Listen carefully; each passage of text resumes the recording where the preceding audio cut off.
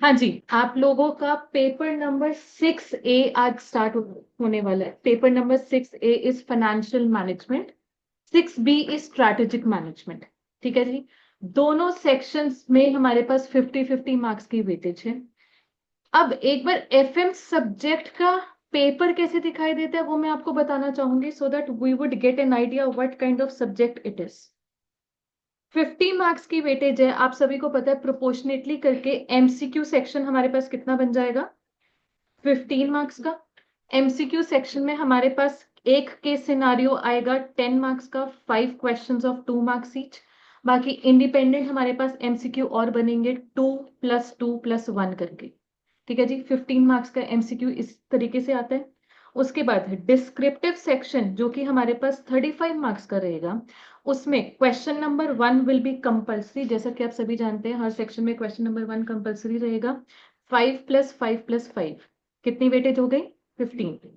उसके बाद हमारे पास क्वेश्चन नंबर 2, 3 एंड 4, इन तीन में से आपको एनी 2 अटेम्प्ट करने होंगे। हर एक की वेटेज 10 मार्क्स की रहेगी। ठीक है जी। एंड ये जो फोर्थ क्वेश्चन होगा ये कंप्लीट थ्योरी क्वेश्चन हो सकता है जी। ज्यादातर चांसेस इस तरीके से हैं, 4+4+2 ऑल 3 थ्योरी क्वेश्चंस, या 5+5 थ्योरी क्वेश्चंस, ये भी पॉसिबिलिटी है।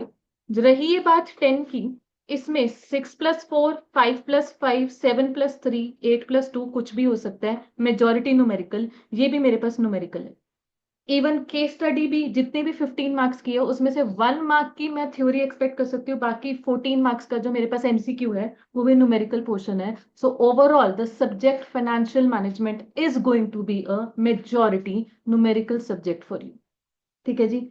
अब बच्चे न्यूमेरिकल सब्जेक्ट को लेकर ऐसा है कि हर स्टूडेंट की स्टार्टिंग से स्ट्रैटेजी अलग अलग रहती आई है। बचपन में मैथ्स होती थी, +1 +2 में अकाउंट्स आ गई। उसके बाद आपका कहीं ना कहीं यहाँ पर आकर टैक्सेशन भी थोड़ा बहुत न्यूमेरिकल पोर्शन है भी उसमें।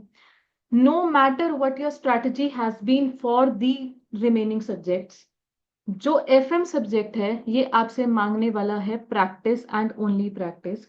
अगर आप लोगों को ये लगता है कि हाँ जी हमें क्लास में बैठे बैठाए या होमवर्क करके चीज समझ में आ जाती है, 1-2 महीने बाद अगर हमको इस सब्जेक्ट की रिवीजन स्टार्ट करनी है तो पेजेस पलट के काम चल जाएगा। अगर क्योंकि हमको अकाउंट्स में ही आदतें लगी हुई है बचपन से, जी वो आदतें भूल जाना। इस सब्जेक्ट को चाहिए होगी ऑलवेज एंड ऑलवेज प्रैक्टिस। ये मैंने आपको आज पहली क्लास में ही इंसिस्ट कर दिया, and I will keep on insisting about it. In fact कई बार टेस्ट देखकर मुझे पता चल जाता है कि हाँ जी इस बच्चे ने इस टेस्ट में प्रैक्टिस की हुई है या नहीं प्रैक्टिस की हुई है। फर्क पड़ता है प्रैक्टिस स्लैश ऊपर ऊपर से रिवीजन का।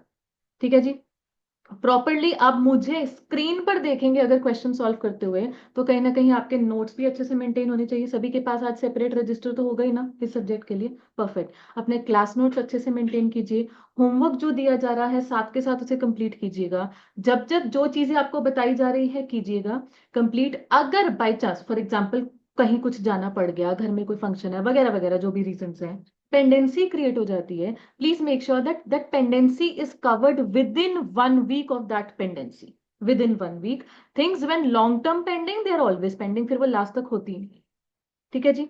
now let's talk about what this subject is about. this subject का नाम है बच्चे हमारे पास फाइनेंशियल मैनेजमेंट। एक बार के लिए आप फाइनेंशियल वर्ड हटा दो, मैनेजमेंट की बात करते हैं। नो मैनेजमेंट आपके पास प्रॉपर एक सब्जेक्ट था क्लास 12th में।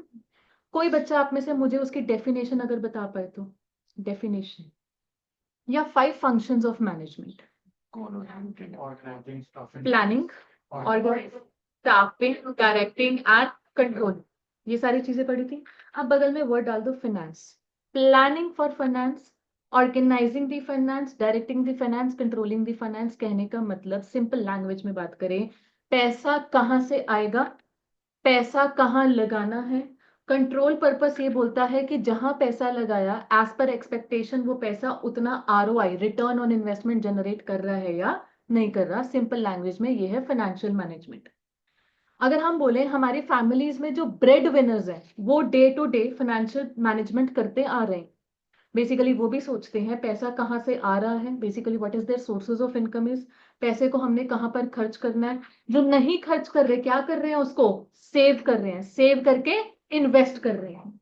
उस इन्वेस्टमेंट से हमें कितनी रिटर्न्स आने वाली है। This is all financial management going on in every layman life also.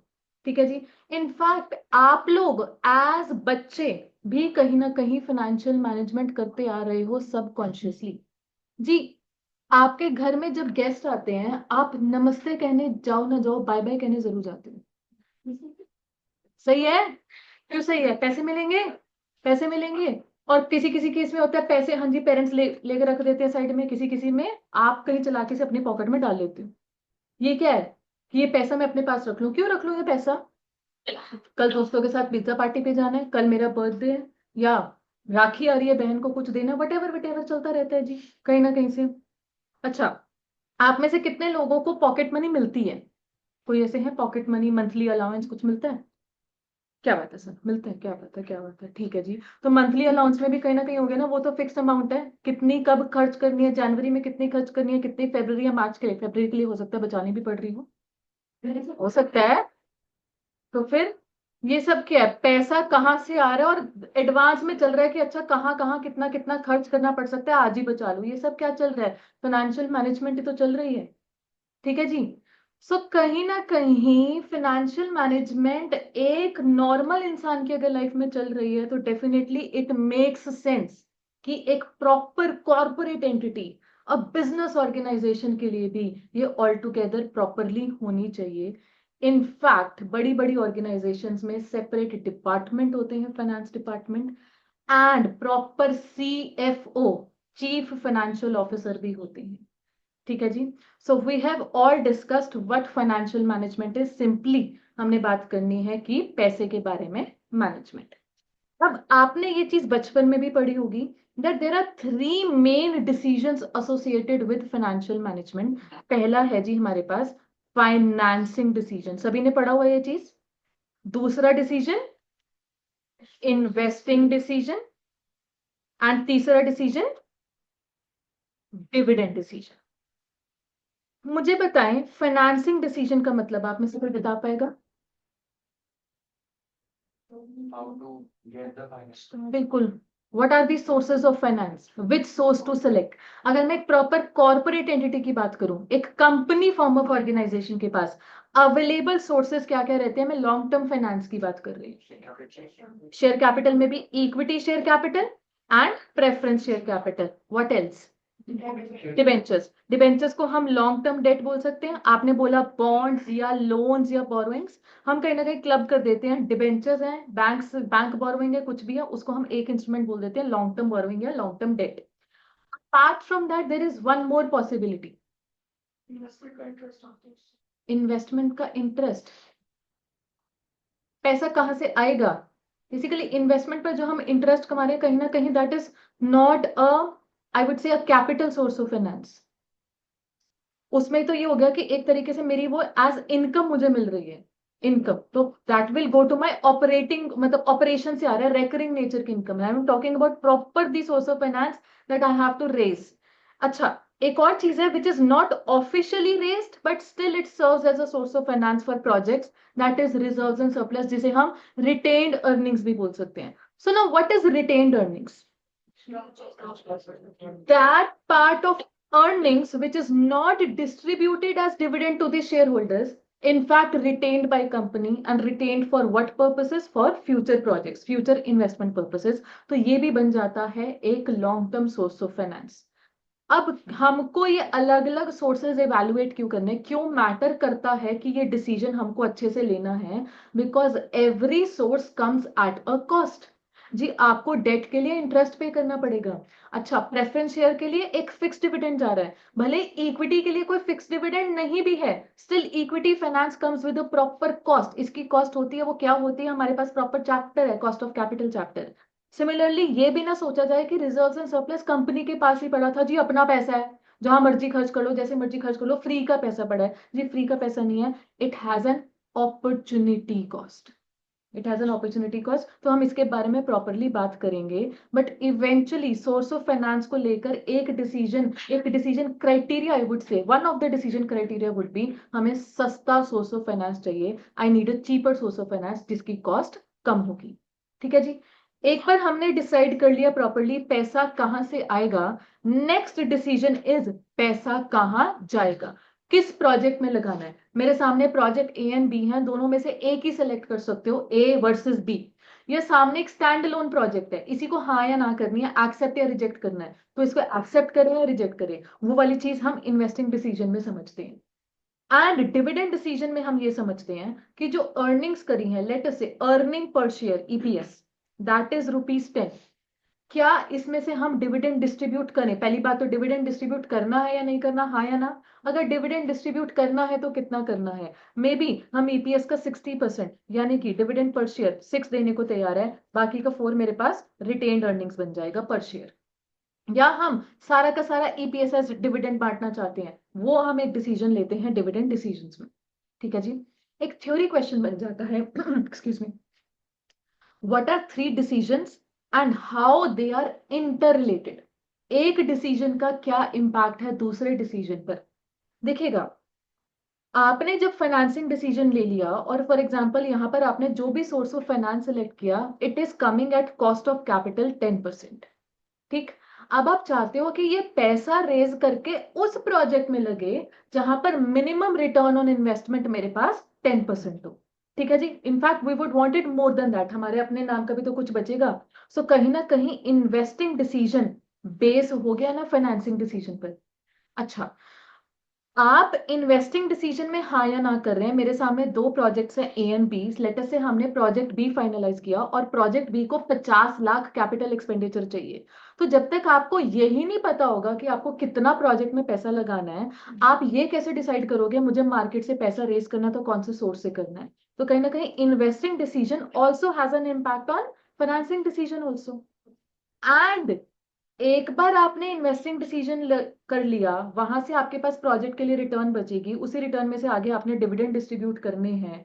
तो डिविडेंड डिस्ट्रीब्यूट कर पा रहे हैं नहीं कर पा रहे हैं, that depends upon the quality of project, that depends upon the return generated by project. And आज का डिविडेंड डिसीजन कहीं ना कहीं फ्यूचर के फाइनेंसिंग डिसीजन को इंपैक्ट कर सकता है।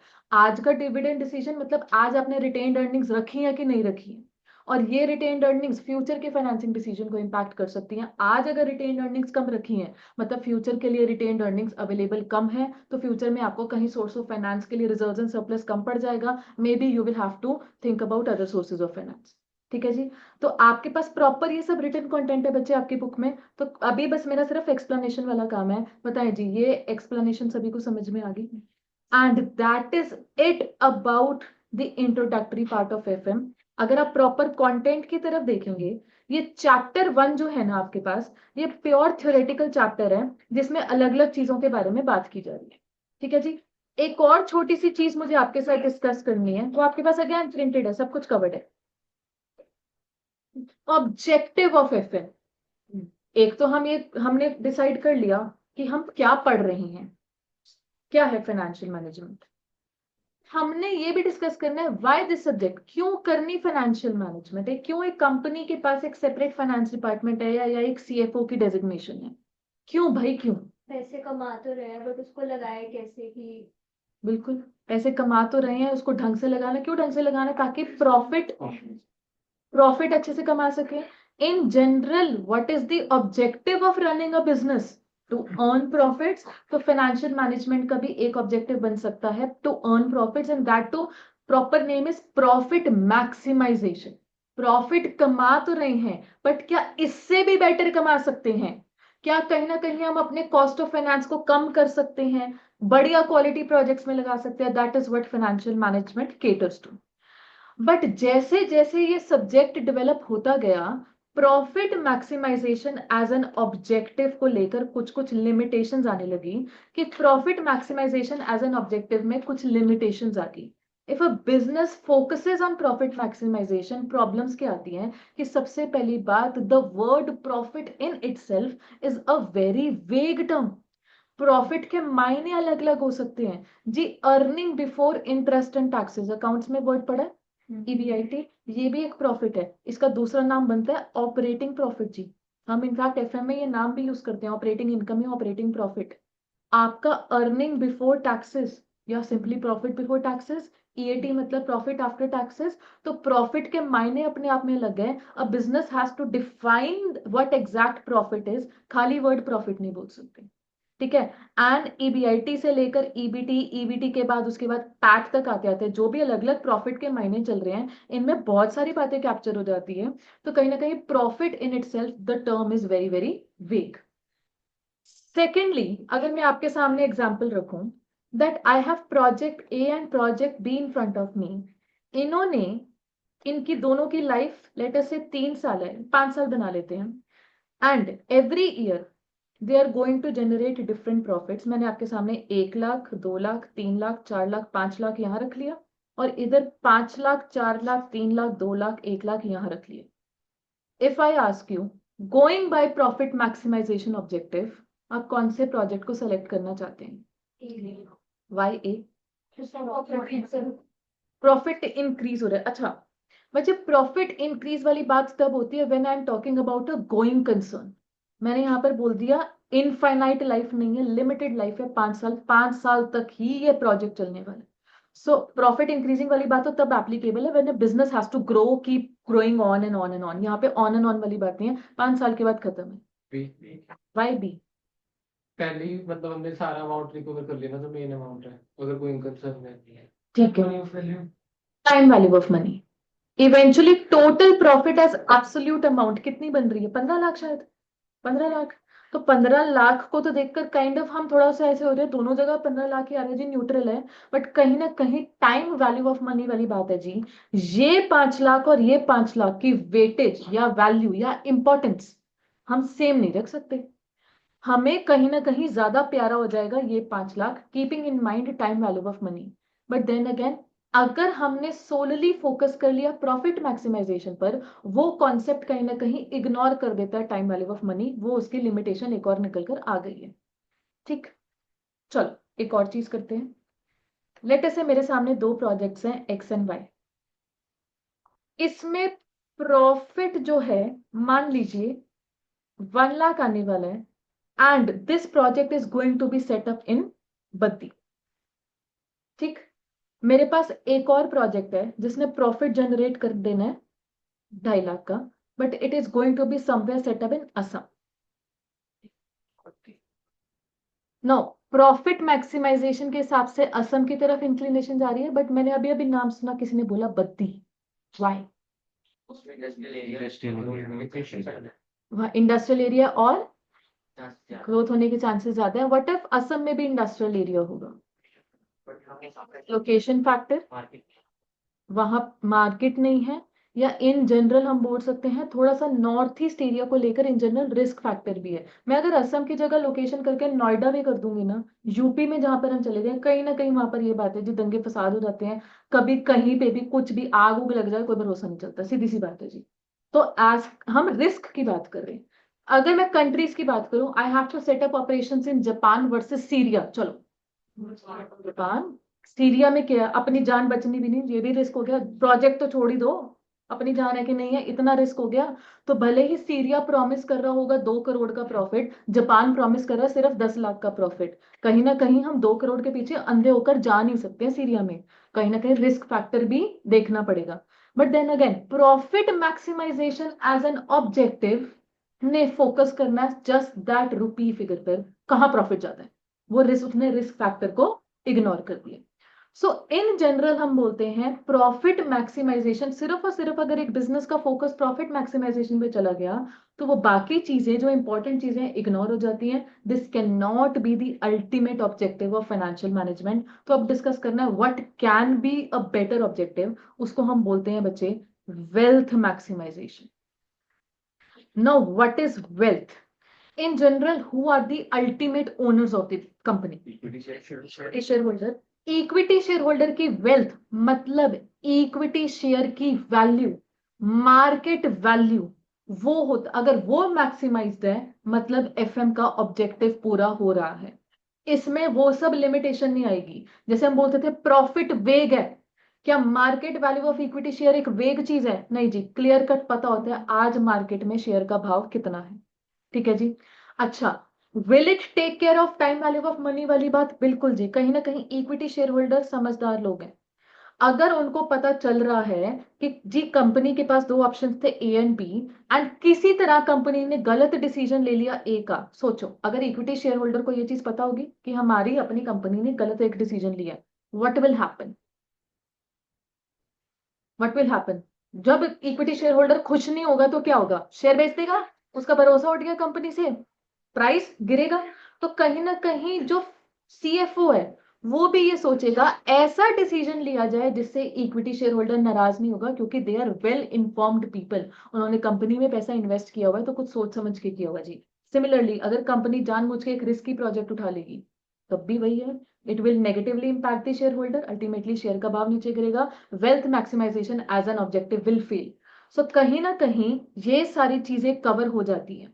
एंड ऑल्सो एक और लिमिटेशन थी प्रॉफिट मैक्सिमाइजेशन की, it can be easily manipulated internally, it can be cooked, हो सकता है very much. In fact share holder को पता भी नहीं चलेगा इंटरनली फाइनेंस वाले लोग क्या कर गए, शेयर होल्डर को कई बार पता भी नहीं चलता है। बट मैं अगर market price of equity share की बात करूं बच्चे, मैं ये नहीं कह रही हूं कि पॉसिबल नहीं है इसको मैनिपुलेट करना, पॉसिबल है, बट कहीं ना कहीं वो लूप होल्स निकाल के या इलीगल वे में पॉसिबल हो सकता है, इजिली तो नहीं हो सकता ना, इजिली नहीं हो सकता। तो यहाँ पर the keyword is it can, the value of an equity share, the market price of an equity share can not be easily manipulated, keeping ourselves with in the confines of law भी जो कहता है उसके हिसाब से easily manipulate करना इसको possible नहीं। तो कहीं ना कहीं प्रॉफिट मैक्सिमाइजेशन में वो लिमिटेशंस आ गई। ठीक है जी, चलो अब हम मुद्दे की बात करते हैं। बच्चे आपके सामने है इंडेक्स, इंडेक्स में मेरे पास ये जो पहला चैप्टर था इसमें ये थ्योरी पोर्शन कवर्ड है जी। हाँ जी, यहां से ले लीजिए प्लीज। बच्चे मैं ये नहीं कहूंगी कि आज मैंने आपको इस चैप्टर की पूरी पूरी थ्योरी डिस्कशन करवा दी है, ऐसा नहीं है। जो अभी के लिए रेलेवेंट चीज थी वो मैंने करवा दी है। लेटर ऑन अगर मौका लग पाए तो डेफिनेटली एक और थ्योरी क्लास हम लगा सकते हैं, बट अभी के लिए जो रेलेवेंट बात थी वो मैंने कवर करवा दी। पूरा पूरा आपके पास कंटेंट मौजूद है यहाँ पर। सेकेंडली आपने खुद ही आज टाइम वैल्यू ऑफ मनी का नाम लिया, आप में से सारे बच्चे के फाउंडेशन रूट्स हैं वैसे, ऑल ऑफ यू, ठीक है, आपने कहीं ना कहीं फाउंडेशन में पढ़ी है ये चीज। Definitely it is not in a syllabus, इसको लेकर कोई एग्जामिनेशन क्वेश्चन नहीं बनता टाइम वैल्यू ऑफ मनी का, but somewhere it is going to play a role. जो आपने फाउंडेशन में पढ़ा था PVIF, present value interest factor, PVAF वो एनुटी, परपेचुटी भी शायद वहां पर पढ़ा था, वो सारे कॉन्सेप्ट्स अलग अलग चैप्टर में अपेयर करते हैं। तो कहीं ना कहीं मेरी तरफ से 30 मिनट्स या 40 मिनट्स की मैक्सिमम डिस्कशन होती है उसको लेकर। मेरे पास जो चैप्टर्स यहां से प्रॉपरली शुरू हो रहे हैं न्यूमेरिकल चैप्टर, जो मेरे पास लास्ट चैप्टर है, then again it is also another theory chapter. तो अगर आप न्यूमेरिकल टॉपिक्स काउंट करें तो आपके पास कितने होंगे? न्यूमेरिकल टॉपिक्स काउंट करें, 7 numerical topics, only 7 numerical chapters हैं हमारे पास। ठीक, today we are going to start with financing decision. Financing decision में भी पहला चैप्टर आपके लिए बनेगा leverages, it is chapter number 4 in your book.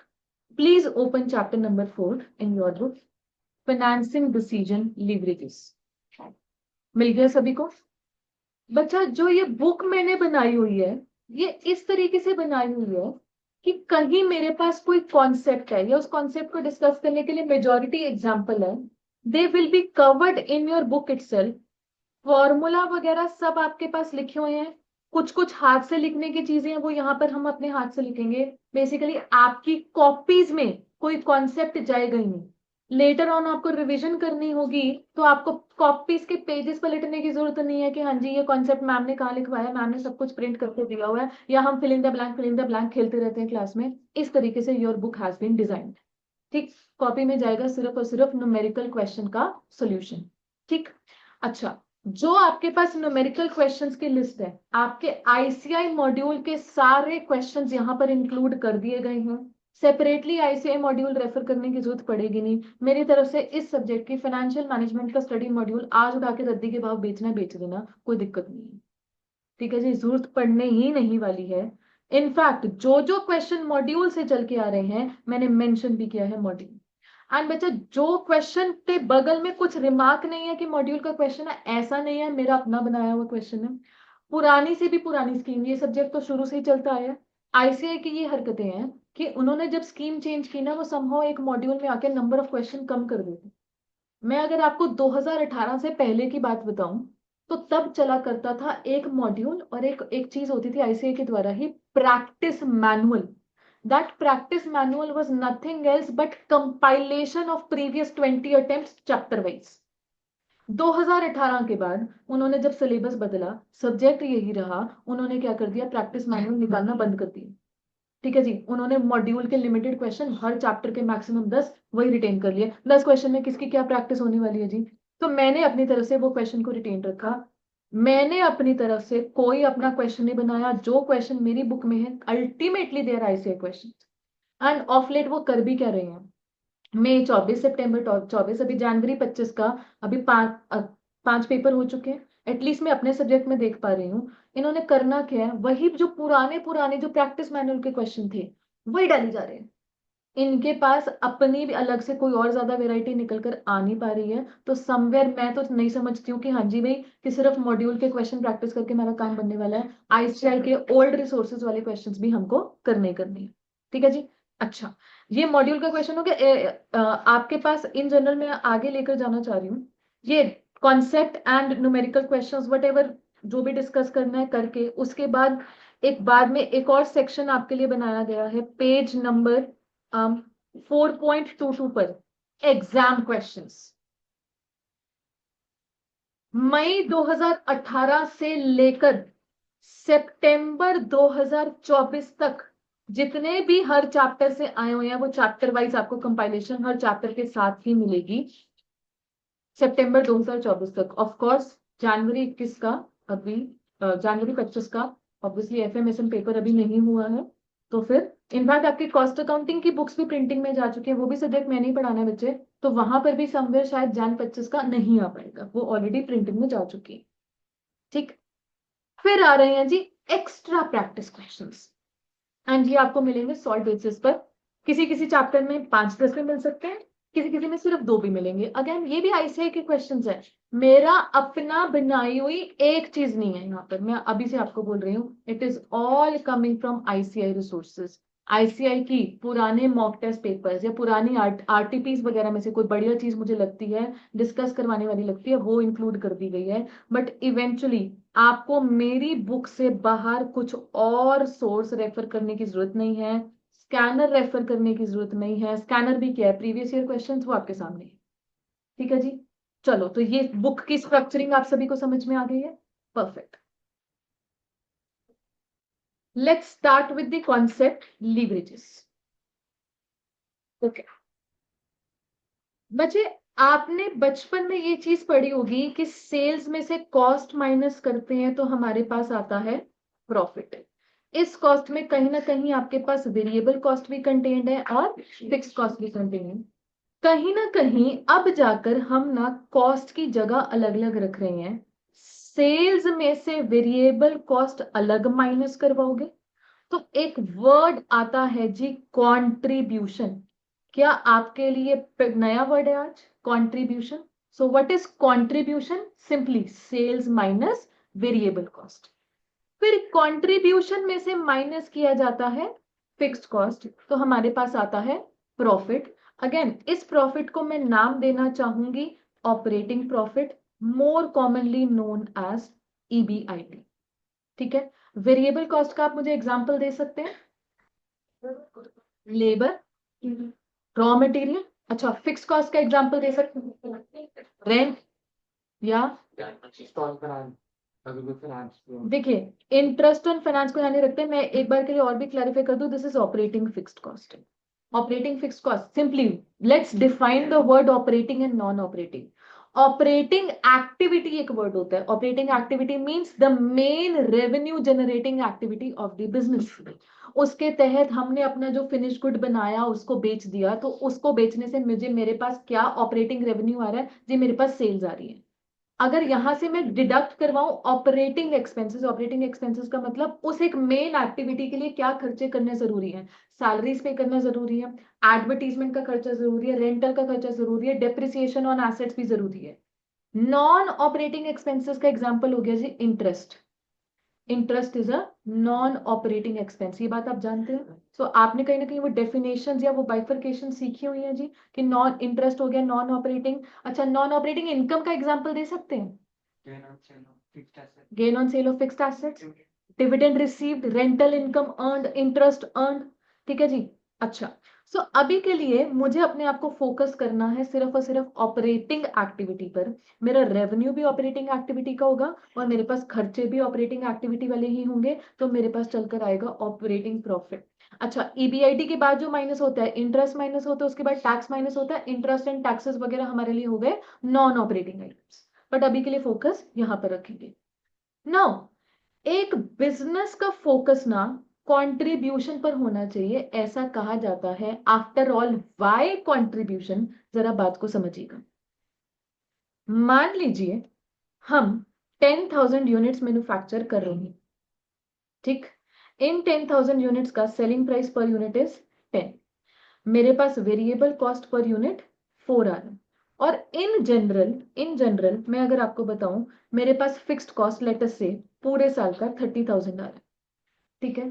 कहीं ना कहीं जो बचपन की एक लॉजिक्स है या ऑर्थोडॉक्स मेथड है, वो ऑर्थोडॉक्स मेथड ये बात करता है कि आप ना फिक्स्ड कॉस्ट को भी पर यूनिट पर अगर लेकर आओ तो कितना बनता है? 3। तो एक बिजनेस को टोटल कॉस्ट पर यूनिट कितना पड़ रहा है? 7। हेंस बिजनेस एक यूनिट पर कितना प्रॉफिट कमा रहा है? 3। मान लीजिए कि ये जो 10,000 यूनिट्स हैं, ये बिजनेस इसमें 100% कैपेसिटी पर ऑपरेट नहीं कर रहा। कैपेसिटी मतलब बना सकते थे ज्यादा यूनिट, इन्होंने सेम इंफ्रास्ट्रक्चर के साथ थोड़े कम यूनिट बनाए, maybe possibly market demand ही इतनी है। फॉर एग्जाम्पल, एक स्पेशल ऑर्डर आ रहा है, स्पेशल ऑर्डर लेटर से एक्सपोर्ट ऑर्डर जी। कहीं ना कहीं export prices are different from domestic prices. मेरा डोमेस्टिक प्राइसेस 10 है, एक्सपोर्ट ऑर्डर में मेरे पास सामने से कोटेशन आ रही है that they are willing to buy my product at ₹7 per unit, या इसको एक बार 6 बना लो, चलो 6।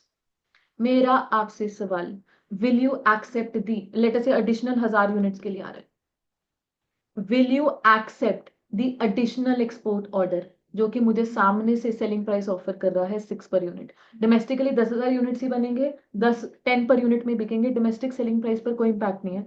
नए अलग से 1,000 यूनिट बनाने हैं और बेचने हैं 6 पर यूनिट में। मेरा आपसे सवाल, एक्सेप्ट कर लें या ना करें? वेरिएबल कॉस्ट कवर हो रही आपने बोला वेरिएबल कॉस्ट कवर हो रही है, what about fix cost then? वो तो वैसे भी लगनी है, वो तो वैसे भी 30,000 है। तो बेसिकली हमने अपने आप को नहीं बाउंड करना 7 पर यूनिट की कॉस्ट से।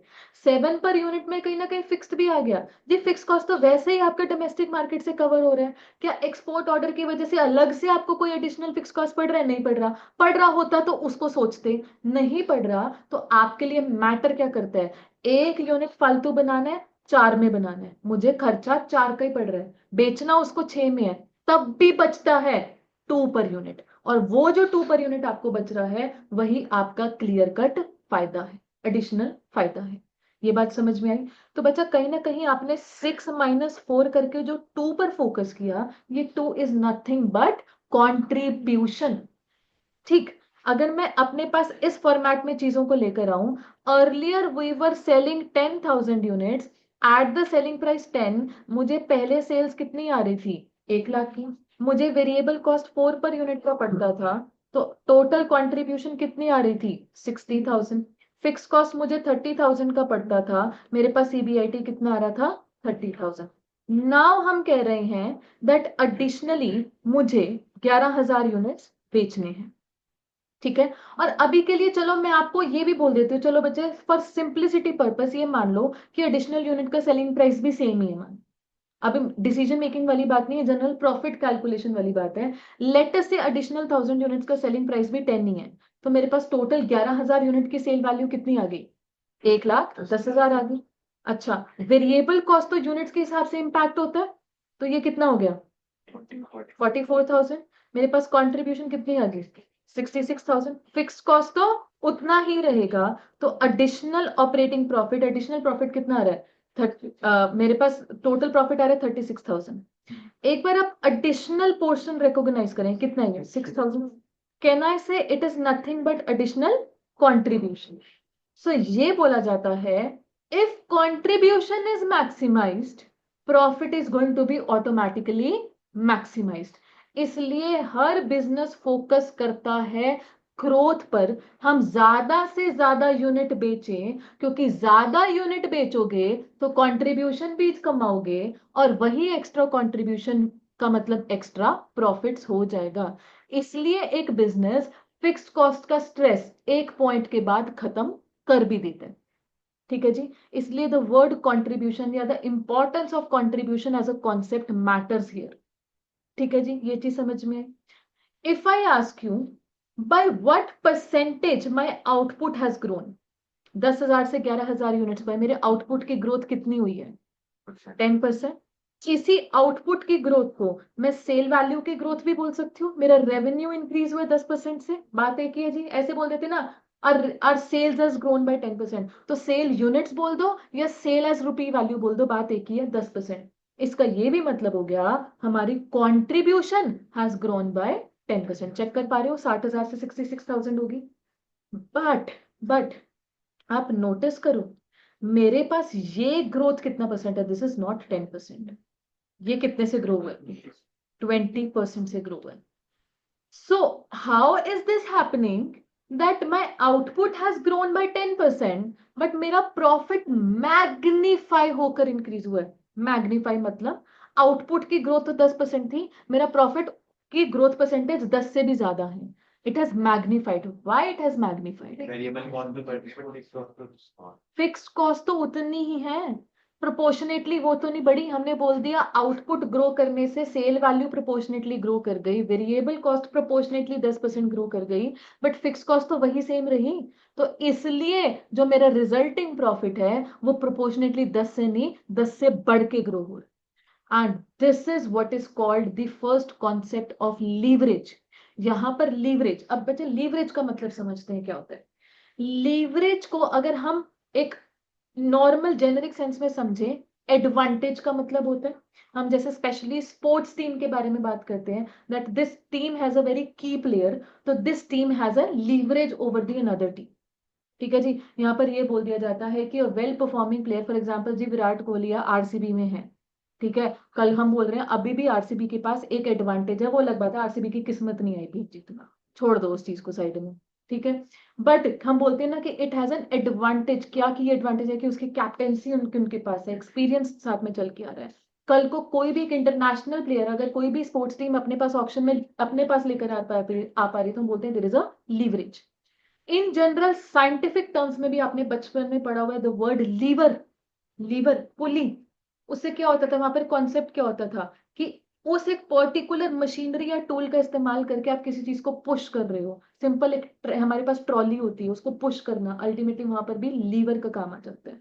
ठीक है जी, अब यहां पर लीवरेज की बात क्या है कि फिक्स्ड कॉस्ट को इस्तेमाल करके हम कहीं ना कहीं अपने प्रॉफिट्स को पुश कर रहे हैं, बढ़ा रहे हैं। ठीक है जी, ये कंपनी के पास एक अनदर पॉसिबल मॉडल हो सकता था कि इन दी फर्स्ट प्लेस ये कोई फिक्स्ड कॉस्ट इनकर ना करे। ठीक, सारे के सारे वेरिएबल खर्चे कर रहे हैं। कई बार ये भी पॉसिबिलिटी होती है कि हमारे पास basic fixed cost which is rent cost, वो भी वेरिएबल बेसिस पे जा रहा होता है। फॉर एग्जांपल यहाँ पे तो चलो मैं पार्टनर हूँ, बट फॉर एग्जांपल यहाँ पर मैं पार्टनर ना होकर यहाँ की एक हायर्ड फैकल्टी होती, तो मुझे यहाँ पर कोई रेंट नहीं देना पड़ता। तब क्या होता कि बेसिकली लेटस से पर स्टूडेंट कुछ ना कुछ मुझसे कमीशन ले ली जाती, तो वो मेरे नजरिए से क्या हो जाता, वेरिएबल रेंट हो जाता। मुझे अपनी तरफ से कोई भी फिक्स कॉस्ट इनकर करने की जरूरत ना पड़ती। फॉर एग्जाम्पल जी, यही बिजनेस है जो कि अर्लियर ईयर 1 में 10,000 यूनिट्स बेच रहा था, सेलिंग प्राइस पर यूनिट अभी भी 10 पर यूनिट ही था, तो सेल वैल्यू कितनी आ रही थी? 1 lakh. For example along with material cost, कहीं ना कहीं रेंट भी इसको वेरिएबल बेसिस पे पड़ रहा है। फॉर एग्जाम्पल इसके पास जो खर्चे हैं वो सारे के सारे वेरिएबल हैं, and that is coming to be 7 per. तो मुझे बताओ इसका वेरिएबल कॉस्ट कितना हो गया? 70,000। कंट्रीब्यूशन इन ईयर 1 कितनी आ गई? 30,000। मैंने आपको बोला it does not have any amount of fixed cost, तो इसके पास प्रॉफिट कितना बच गया? 30,000 का। अब ईयर 2 में जब इसको भी चांस मिलता 10% आउटपुट ग्रो करने का, एक बार मुझे प्रॉफिट स्टेटमेंट बनवाओ। 11,000 यूनिट्स बेचेंगे, sale value 1,10,000, variable cost 77,000, contribution 33,000, profit 33,000। अब स्क्रीन पर आप देख पा रहे हो ये वाला मॉडल जिसने ईयर 1 में कमाया था 30,000, इसने भी ईयर 1 में कमाया 30,000। बट जो पहले मॉडल आपके साथ डिस्कस किया वहां पर प्रॉफिट ग्रोथ कितनी थी? 20%, विच वॉज मैग्निफाइड। क्या यहां पर प्रॉफिट ग्रोथ मैग्निफाइड है?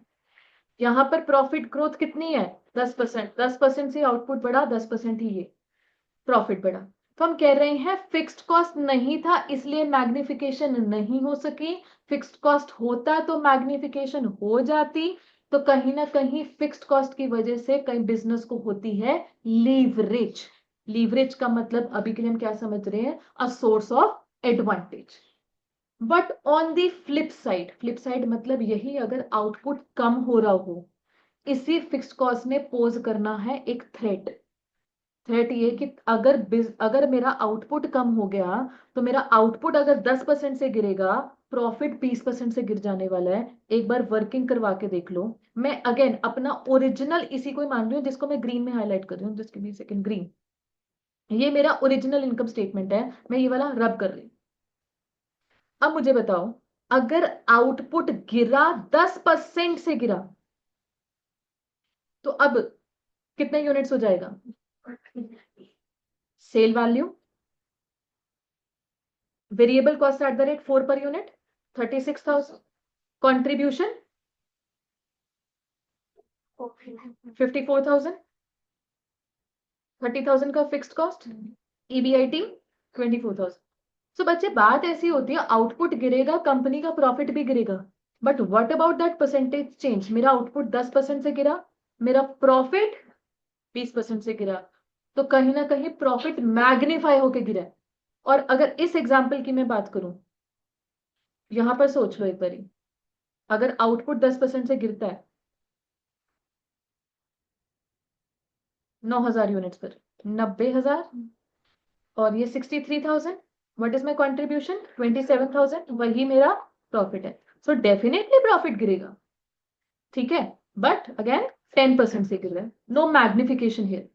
सो what is leverage? Leverage is a measure of risk. Risk किस बात का? रिस्क का मतलब हमेशा बच्चा बुरी बात थोड़ी ना होती है। रिस्क का क्या मतलब है कि अगर थिंग्स आर फेवरेबल यही चीज फायदा भी करवाएगी, बट इफ इस सिचुएशन इज अनफेवरेबल इसने नुकसान भी करवाना है। इसी चीज को तो बोलते हैं रिस्क है, ठीक है जी। सो अब हमको इस चैप्टर में बात करनी है how to measure that risk. आपके पास बिल्कुल पहले पेज पर टेबल है। इस टेबल में आपके पास कुछ कंप्यूटेशन तो डन है। आप ऐसे समझिए, दिस वाज 2019 की एक्चुअल फिगर इन केस 1, ठीक है, और 2020 का बजट बनाया जा रहा है यहीं पर खड़े होकर, 2020 का बजट। तो बजट में ग्रोथ एक्सपेक्ट की जा रही है 10,000 से लेकर, ये कितनी परसेंट ग्रोथ हम एक्सपेक्ट कर रहे हैं? 20%। मेरे साथ साथ कंप्लीट कीजिए। सेलिंग प्राइस पर यूनिट 10 है, तो सेल वैल्यू कितनी आ गई? 1,20,000। वेरिएबल कॉस्ट पर यूनिट 5 है, जिसमें 2 पर यूनिट की फ्री सैंपल कॉस्ट एसोसिएटेड है। टोटल वेरिएबल कॉस्ट है 5 पर यूनिट, तो 12,000 यूनिट के हिसाब से कितनी हो गई? 60,000। कॉन्ट्रीब्यूशन 60,000। फिक्स्ड कॉस्ट जी 10,000 का 10,000 ही रहेगा अगर हम 2019 से बना रहे हैं। सो what is my EBIT now? 50,000। If I ask you, what is the expected percentage growth in profit? 40,000 से 50,000 प्रॉफिट बढ़ जाना मतलब 10,000 डिवाइडेड बाय 40,000, 25%। तो मेरा प्रॉफिट यहां पर ग्रो करने की हम उम्मीद कर रहे हैं 25%, ठीक है जी। इसे कंप्लीट कर लिया सभी ने। और ये 2020 का बजट बनाया था, हम सभी को पता है 2020 में असली में क्या हुआ था। कोविड आया, लॉकडाउन हुए, फैक्ट्री बंद पड़ गई, आउटपुट ग्रो तो क्या ही करना था, उल्टा लेस हो गया। सो जहां 2019 में असली में 10,000 यूनिट बेचे गए, 2020 में असली में 3,000 यूनिट बेची गई। If I ask you 2019 actual versus 2020 actual, what is the percentage decline in output? 70%। यहां के कंपैरिजन में मेरा आउटपुट कितना गिर रहा है? 70% गिर। तो मुझे आपने कैलकुलेट करके बताना है ईबीआईटी कितना परसेंट नीचे गिर रहा है।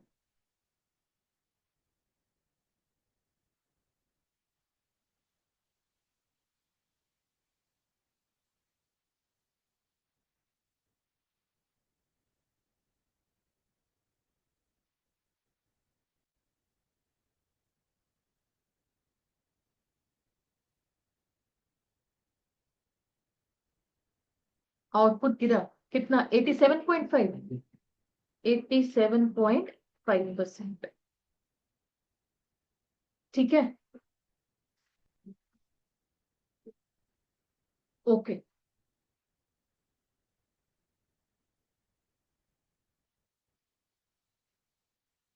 Now to relate these percentage changes, हम ये परसेंटेज चेंज मेजर क्यों कर रहे हैं? ये मैग्निफिकेशन तो आपको दिखाई दे रही है, पहले बताओ।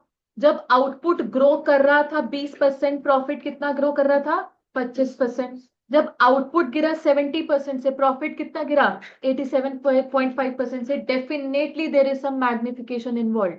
इस मैग्निफिकेशन को मेजर करने के लिए एक फॉर्मूला बनाया जा रहा है। वो फॉर्मूला बेशक आपको लिखने की जरूरत नहीं है। The concept's name is operating leverage and इसका फॉर्मूला है percentage change in EBIT due to percentage change in sales। percentage change in EBIT due to percentage change in sales। Sales के चेंज होने की वजह से EBIT पर क्या magnification involve है, that is what the formula is, that is what the definition of concept operating leverage is. So what is the meaning of term operating leverage? सब लिखा हुआ है आपके पास। It is the impact that EBIT experiences due to changes in sales. अगर मैं percentage change की बात करूं, देखिएगा यहां पर मेरे पास 25% से EBIT इंपैक्ट हुआ। ठीक है जी।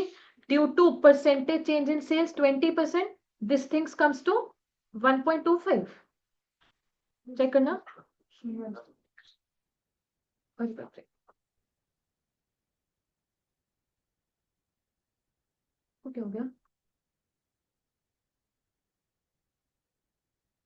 एक सेकंड दीजिएगा बच्चे।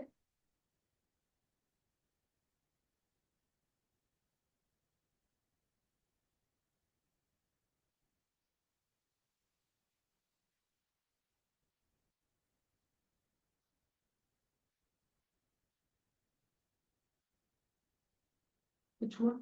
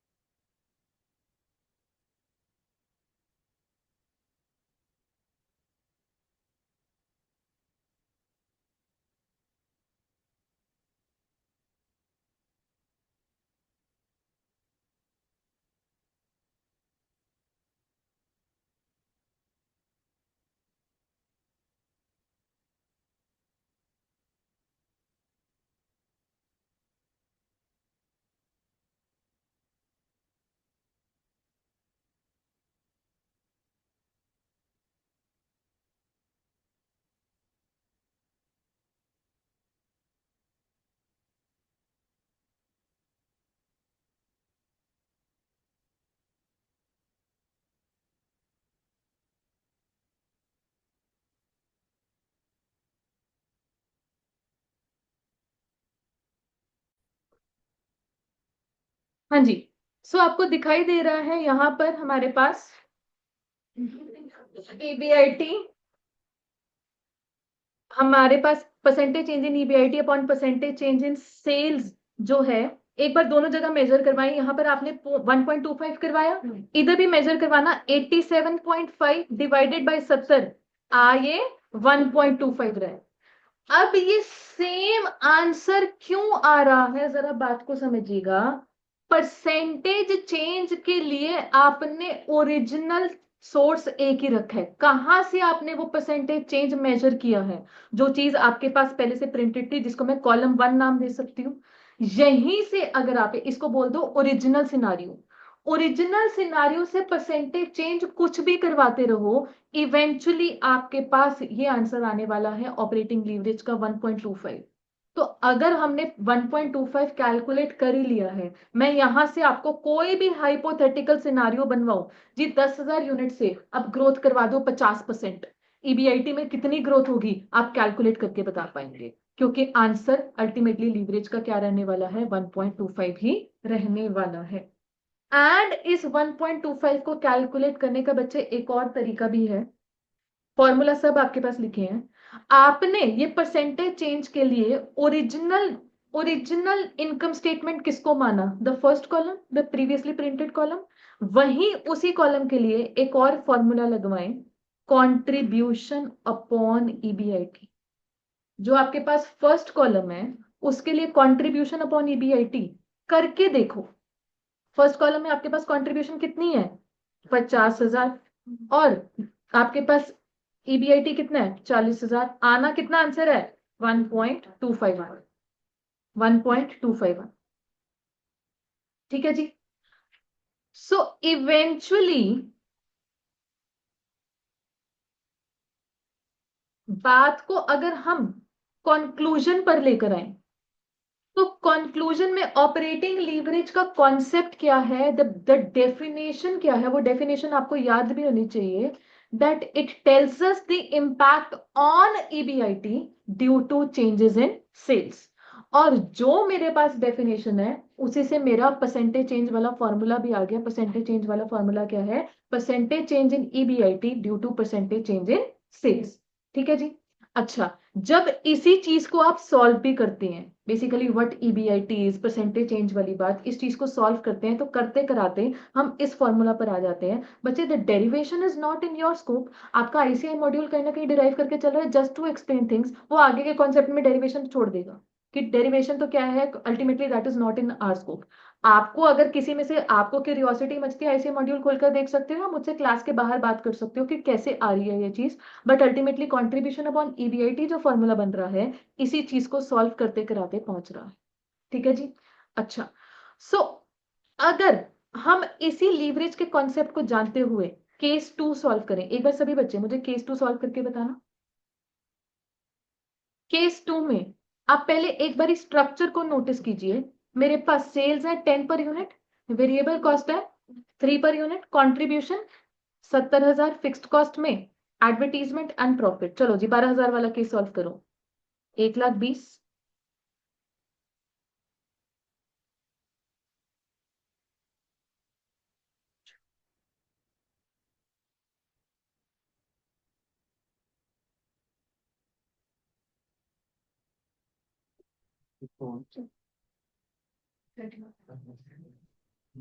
हाँ जी ये 54,000 आ रहा है। अच्छा, what is percentage increase in output, 20%। And what is percentage increase in profit, 35%। एक बार ये 3,000 वाला केस भी सॉल्व कर लो।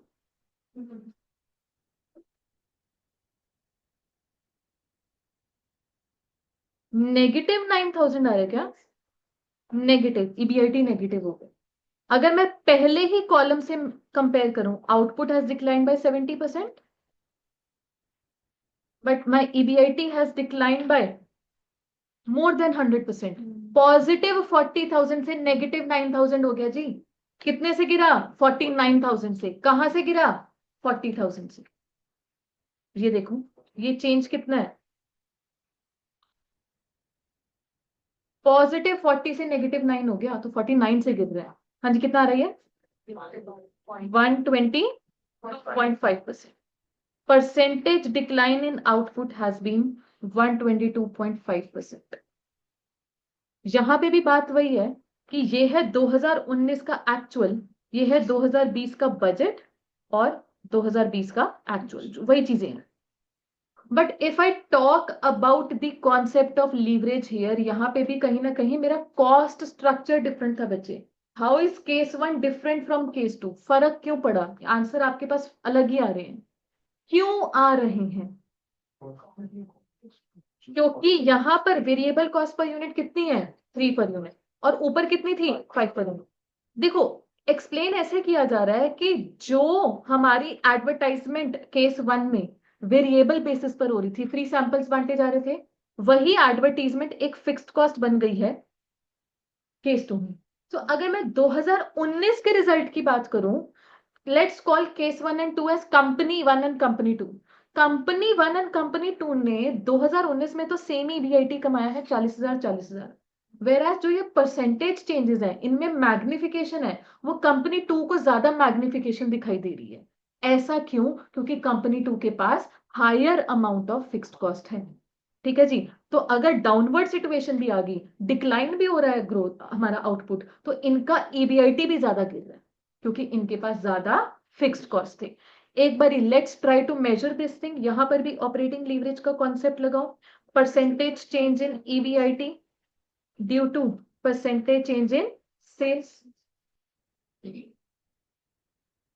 हाँ जी, तो 1.75, और इधर भी परसेंटेज चेंज 122.5% डिवाइडेड बाय 70%, 1.75। और अगर आप फर्स्ट कॉलम के लिए वो एक फॉर्मूला लगा रहे हैं, कंट्रीब्यूशन अपॉन ईबीआईटी, तो फर्स्ट फॉर्मूला में ये आंसर आ रहा है 1.75। फर्स्ट फॉर्मूला में तो कोई परसेंटेज चेंज वाली बात नहीं थी, वो तो ओरिजिनल फॉर्म था हमारे पास, कॉलम, फर्स्ट कॉलम, तो 1.75। ठीक है जी। सो अब ये आंसर है, केस 2 का है 1.75, केस 1 का कितना था? 1.25। तो कहीं ना कहीं आंसर से ही आप एक कमेंट भी निकाल सकते हैं, higher the measure of leverages, higher the risk a company has. Again, risk वाली बात कोई नेगेटिव बात नहीं है, रिस्क को आप मैग्निफिकेशन के तौर पे समझे। Higher the leverage company is, higher is the magnification experience due to presence of fixed cost. ठीक है जी। सो जहां हम बोल रहे हैं leverage is a measure of risk, it actually quantifies, it gives a numerical value to the risk that company is taking. तो basically यहां पर बात हो रही है, रिस्क एक क्वालिटेटिव फैक्टर नहीं है कि हम क्वालिटेटिवली देखें क्या रिस्क है। क्वालिटेटिव होने के साथ साथ कहीं ना कहीं फिक्स्ड कॉस्ट को अब को लेकर हम एक उसको क्वांटिफाई कर सकते हैं, एक नंबर निकाल सकते हैं। Higher that number is, higher is the risk. ठीक है जी। ओके, नाउ अभी तक बच्चे हम बात कर रहे हैं ऑपरेटिंग रिस्क की या ऑपरेटिंग लीवरेज की। Basically it arises due to fixed cost. Again मैं फिक्स्ड कॉस्ट का पूरा नाम लेना चाहूंगी, fixed operating cost. Example salary, advertisement, rentals etcetera. अब एक बारी अगर मैं अपनी इनकम स्टेटमेंट को ईबीआईटी के नीचे लेकर जाऊं, इनफैक्ट आपके पास कहीं ना कहीं बुक में इनकम स्टेटमेंट का फुल फॉर्मेट रेडी है। एक बार मेरे साथ साथ इस फॉर्मेट को गो थ्रू करो। Sales minus variable cost, contribution, contribution minus, again ये फिक्स्ड ऑपरेटिंग कॉस्ट लिख लो चाहे पूरा नाम, fixed operating cost will give you operating profit या ईबीआईटी। ईबीआईटी में से माइनस करोगे इंटरेस्ट तो आएगा अर्निंग बिफोर टैक्सेस, वहां से माइनस करोगे टैक्स तो आएगा पैट। पैट में से प्रेफरेंस डिविडेंड अगर एप्लीकेबल है तो दोगे, जो बचेगा earning available for equity shareholders बचेगा, divided by number of equity shares करके हमारे पास अर्निंग पर शेयर आ जाएगा। आपके लिए एक कंट्रीब्यूशन के कॉन्सेप्ट के अलावा बाकी सारी चीजें तो आज नई नहीं है, आप सभी जानते हो उन चीजों को। मैंने ईबीआईटी तक आपको बात करवा दी कि due to this fixed operating cost कुछ ना कुछ एक फायदे नुकसान वाली बात रहती है, बेसिकली रिस्क वाली बात है। बट ईबीआईटी से अगर आप आगे कंटिन्यू करेंगे, कहीं ना कहीं इंटरेस्ट भी तो अपने आप में एक फिक्स्ड अमाउंट है। मेरा अगर ईबीआईटी ग्रो कर रहा है, क्या प्रोपोर्शनेटली इंटरेस्ट भी ग्रो करेगा? नो। इंटरेस्ट तो जो देना सो देना है। 1 लाख का लोन लिया, 8% इंटरेस्ट पर दिया, 80,000 ही देना। ईबीआईटी जो मर्जी हो, ईबीआईटी बेशक नेगेटिव में भी हो, तब भी इंटरेस्ट तो देना ही देना। इंटरेस्ट तो हमेशा एक फिक्स चीज हो गई। अच्छा जी, मान लीजिए कोई प्रेफरेंस शेयर कैपिटल नहीं है, तो इंटरेस्ट पे करके फिर टैक्स भी चलो पे कर दिया, इवेंचुअली बच किसके नाम का रहा है? इक्विटी के नाम का। तो हम बोलते हैं if EBIT grows, interest will not grow, तो बढ़ चढ़ के किसके नाम का बचेगा? इक्विटी शेयर होल्डर के नाम का बचेगा। तो जो अर्निंग्स अवेलेबल फॉर इक्विटी है उसमें भी मैग्निफिकेशन आ गई। तो ये भी अनदर एक और तरीके की लीवरेज है।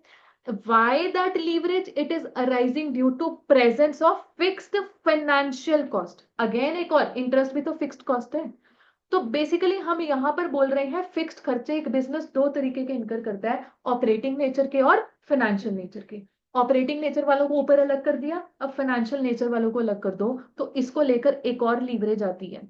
जहां हम यहां तक के पोर्शन को नाम दे रहे हैं ऑपरेटिंग लीवरेज, वहीं ईबीआईटी से ही स्टार्ट करके टिल ईपीएस हम नाम देंगे फाइनेंशियल लीवरेज. एंड लास्ट में जाके दोनों कॉन्सेप्ट्स को मिलाकर हम कंबाइंड लीवरेज भी पढ़ेंगे. हमारे पास लास्ट में जाके फुल फ्लेजेड इनकम स्टेटमेंट भी बनने वाली है.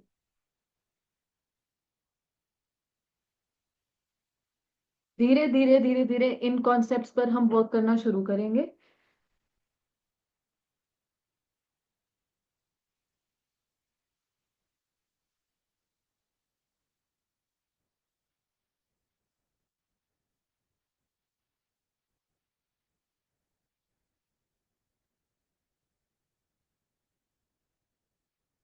अच्छा, अभी के लिए मैंने आपको ये भी बोला था कि अज्यूम कर लो नो प्रेफरेंशियल कैपिटल, बट अगर प्रेफरेंशियल कैपिटल हो भी तब भी प्रेफरेंस डिविडेंड की अमाउंट क्या रहती है, सेम ही रहती है. हाँ, कंडीशन जरूर आ जाती है कि प्रेफरेंस डिविडेंड तब पे किया जाता है when there is sufficient PAT. ये अज्यूम करते हुए that there will be sufficient PAT. Ultimately अगर मेरा ईबीआईटी ग्रो कर रहा है तो पैट भी कहीं ना कहीं ग्रो कर रहा है, बट क्या प्रोपोर्शनेटली प्रेफरेंस डिविडेंड ग्रो कर रहा है? नहीं, नहीं कर रहा. तो बढ़ चढ़ के किसके नाम का बचेगा? इक्विटी के नाम का. तो कहीं ना कहीं हम बोलते हैं यहाँ पर इक्विटी वालों को रिस्क है. Risk again in favourable situation यही चीज फायदा भी करवाएगी, बट इन डाउनवर्ड सिचुएशन यही चीज नुकसान भी करवा सकती है. तो इक्विटी वालों के लिए रिस्क है. That we will study in financial leverage. खैर, आज की डिस्कशन मेरी ऑपरेटिंग लीवरेज पर ही फोकस्ड है. Let's discuss the formula of operating leverage. जो पहला फॉर्मूला है वो है आपका जी नेक्स्ट पेज पर, percentage change in EBIT divided by percentage change in sales. और जब इसी चीज को सॉल्व करते रहते हैं तो मेरे पास पिछले पेज वाला फॉर्मूला आ जाता है. It is contribution divided by EBIT. Again what is contribution? Sales minus variable cost. What is EBIT? EBIT का एक और नाम है ऑपरेटिंग प्रॉफिट. वो है sales minus variable cost minus fixed cost, या simply contribution minus fixed cost. ठीक, यहीं से डेफिनेशन भी आ रही है. डेफिनेशन आपने ये वाली हमेशा याद भी रखनी है, ये वाली. It measures the impact of changes in sales on EBIT. Change in sales की वजह से ईबीआईटी पर क्या इम्पैक्ट आ रहा है. ठीक, हम अपनी रेफरेंस के लिए ना ऐसे इसको नाम दे रहे हैं कि कंट्रीब्यूशन अपॉन ईबीआईटी वाला फॉर्मूला. सी बच्चे, दो फॉर्मूलाज हैं एक ही चीज के, दोनों के सेम आंसर आने वाला है. सेम आंसर के लिए क्या कंडीशन है कि आप ओरिजिनल सिनारियो पर तो लगा दो ये फॉर्मूला. ओरिजिनल सिनारियो का मतलब हमारे पास जो पहले पेज पर एग्जांपल था उसमें 2019 मेरा ओरिजिनल सिनारियो था. ओरिजिनल सिनारियो पर तो लगा दोगे कंट्रीब्यूशन अपॉन ईबीआईटी का फॉर्मूला. फिर ओरिजिनल सिनारियो से ही चेंज मेजर करोगे तो परसेंटेज चेंज वाला फॉर्मूला सेम आंसर लाकर देगा. तो यहां पर लगा दो कि change is measured from original scenario, कहीं और से चेंज नहीं लेकर आना.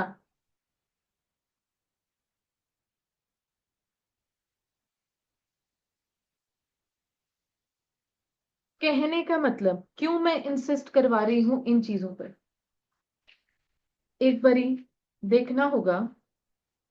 बच्चे, जो कंट्रीब्यूशन अपॉन ईबीआईटी है मैंने आपको क्या बताया, कहां पर ही अप्लाई करना है? Original scenario. ये ना हो कि आप इस गलतफहमी में आ जाए कि ऑपरेटिंग लीवरेज का तो आंसर सेम ही आता है जी, तो हम ओरिजिनल सिनारियो के अलावा किसी और सिनारियो में कंट्रीब्यूशन अपॉन ईबीआईटी निकाल दें, तब कोई सेम आंसर नहीं आ रहे. चेक कर लो.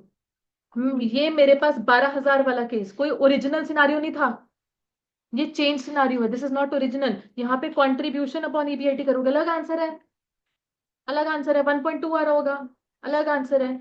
तो ये जो कंट्रीब्यूशन अपॉन ईबीआईटी स्ट्रिक्टली और स्ट्रिक्टली कहां लगेगा? ओरिजिनल सिनारियो पर ही लगेगा, रिवाइज सिनारियो पर नहीं लगेगा. ये चीज क्लियर हो गई है जी. तो ये ना कह देना कि आंसर तो सेम आ नहीं रहा, थोड़ा इंश्योर भी करना है कि कहाँ पे हम कौन सा फॉर्मूला लगाए. ठीक, okay. Let's start with the numerical discussion. आज आपकी कॉपीज का मुहूर्त करवाई देते हैं जी। चलो जी, आ जाए बेटा क्वेश्चन नंबर 1 पर। क्वेश्चन नंबर 1 से पहले आप ना कहीं पर क्वेश्चन नंबर 1 के ही टॉप मार्जिन में, पिछले पेज पर नहीं, टॉप मार्जिन में लिख लेना, prepare income statement in every question. बिना इनकम स्टेटमेंट बनाए हम डायरेक्टली आंसर नहीं देंगे। Prepare income statement in every question.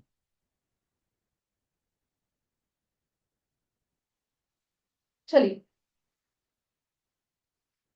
हमारे पास पहला question, a company produces and sells 10,000 shirts जी। Selling price per shirt is 500. Variable cost is 200 per shirt and fixed operating cost is 25 lakhs. Calculate operating leverage. पहली requirement है, पहली requirement को ही answer करना है। ऑपरेटिंग लीवरेज बच्चे, operating leverage को कौन सा फॉर्मूला लगाएंगे? Contribution upon EBIT. उसके लिए आपको इनकम स्टेटमेंट बनानी होगी टिल ईबीआईटी जी। चलो बनाते हैं इनकम स्टेटमेंट।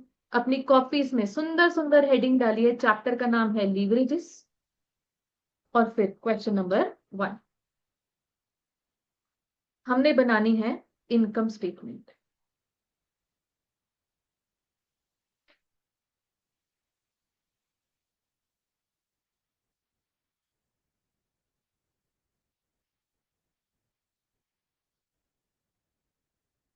हाँ जी, sales. How many shirts are we selling?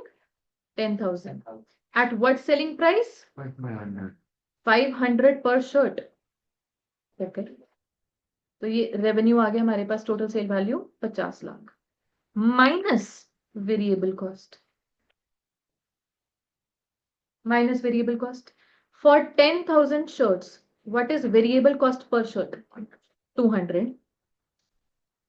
तो मेरे पास वेरिएबल कॉस्ट आ गया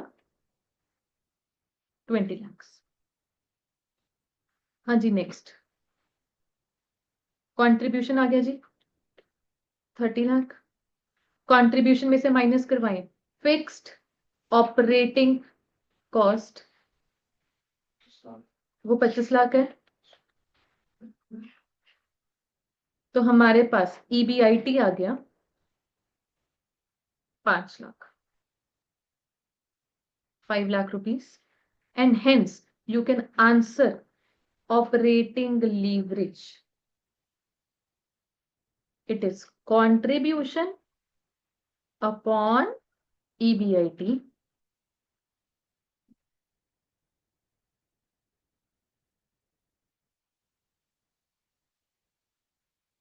It is 6 times। टाइम्स में आता है।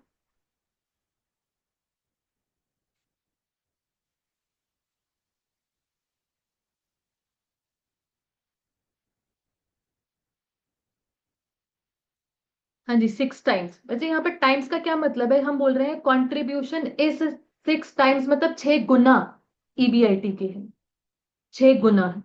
ठीक। अब इसी क्वेश्चन में सेकेंड रिक्वायरमेंट भी आपके पास। सेकेंड रिक्वायरमेंट आपसे क्या पूछ रही है? That if sales are up by 10%, what is the impact on EBIT? Sales up मतलब यूनिट्स अप हो गए 10% से, तो अब ईबीआईटी कितना होगा? मतलब यहाँ पर there are 2 alternative ways of answering this. हम या तो रिवाइज्ड इनकम स्टेटमेंट बना लें, बट देन अगेन कोई इसमें आपका लीवरेज का कॉन्सेप्ट टेस्ट नहीं हुआ ना। लीवरेज पढ़ ही क्यों रहे हैं? ताकि झटके से आंसर दे सके। अच्छा, if sales are up by 10%, EBIT will be up by 60%। 60% कैसे? 10 into 6। हमारा कॉन्सेप्ट कहां से निकल कर आ रहा है? ऑपरेटिंग लीवरेज का जो परसेंटेज चेंज वाला फॉर्मूला है, करके देखो। परसेंटेज चेंज वाला formula, percentage change in EBIT divided by percentage change in sales. Operating leverage का आंसर यहां पर रखोगे 6, क्योंकि परसेंटेज चेंज के लिए एक ओरिजिनल सिनारियो सेट हो चुका है। ओरिजिनल सिनारियो के लिए आप आंसर निकाल चुके हैं 6, यहीं से चेंज ही मेजर करना है।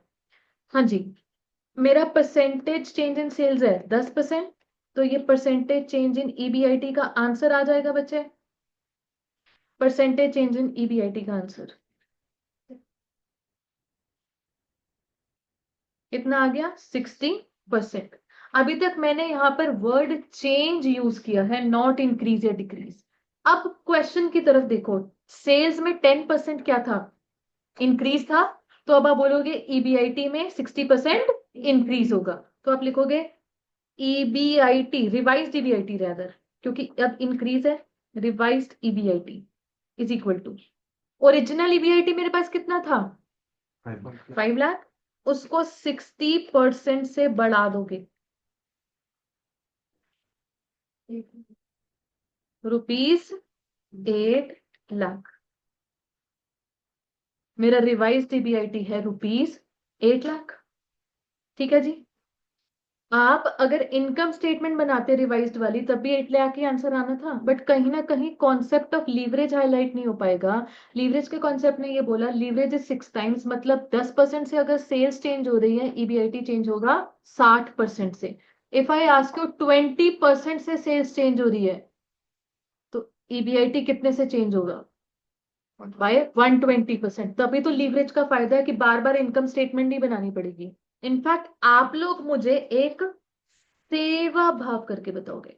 बच्चे सेवा मतलब हमारी क्लासेस में वो चीज है, क्वेश्चन ने नहीं पूछा, हम अपनी तरफ से कर रहे हैं कुछ एक्स्ट्रा एनालिसिस, क्योंकि जब हम करते हैं सेवा तभी हमको मिलेगा सेवा। ठीक है, ये सिर्फ क्लास डिस्कशन का पार्ट है बच्चे, पेपर में जाके कोई सेवा नहीं करनी, वहां पे अपना बेसिक 100 नंबर का पेपर ही नहीं पूरा हो रहा होता बच्चों से, ये क्या सेवा करने बैठो। ये सिर्फ क्लास डिस्कशन का एक्स्ट्रा पार्ट है, एग्जामिनर के सामने ज्यादा होशियार बनने की जरूरत नहीं है, देखो एग्जामिनर हमेशा अब अच्छे से आगे। ठीक है, सिर्फ क्लास डिस्कशन के तौर पे मैं कहूंगी, मैंने एक और रिक्वायरमेंट यहाँ पर ऐड कर दी, if sales are going down by 25%, if sales are down by 25%, calculate revised EBIT, calculate revised EBIT। चलिए जी, सभी बच्चे इसे सॉल्व करके मुझे रिवाइज्ड ईबीआईटी का आंसर देंगे। 75,000। कितना 2,75,000। 2,75,000।